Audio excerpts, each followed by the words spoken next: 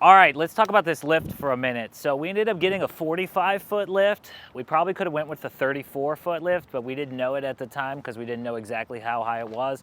And we were sort of scrambling. One thing that I would say is, hey, book your lift out in advance.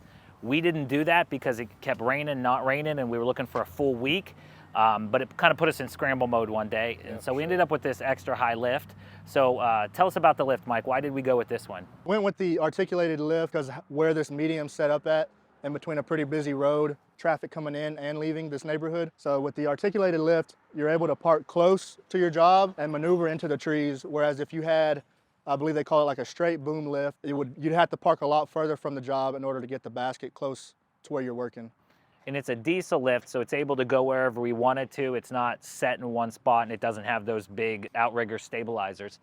And so this thing goes 4 different directions, right? Or it has 4 sets of booms, and then it goes complete 360, so you can really maneuver it into any tight situation, I guess. Yeah, this one, I do like using it. I don't know if we have a different option. If anybody out there knows of a better option with working in trees that are pretty thick with branches, if there's smaller baskets that we can get in closer, we'd like to hear from you guys. I know that we had some options we heard of getting a bucket truck because the basket's a lot smaller, but we didn't have that available for us this time at least.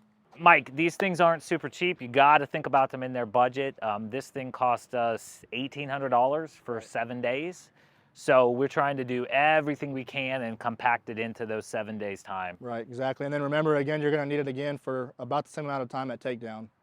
So you got to factor that in the budget as well.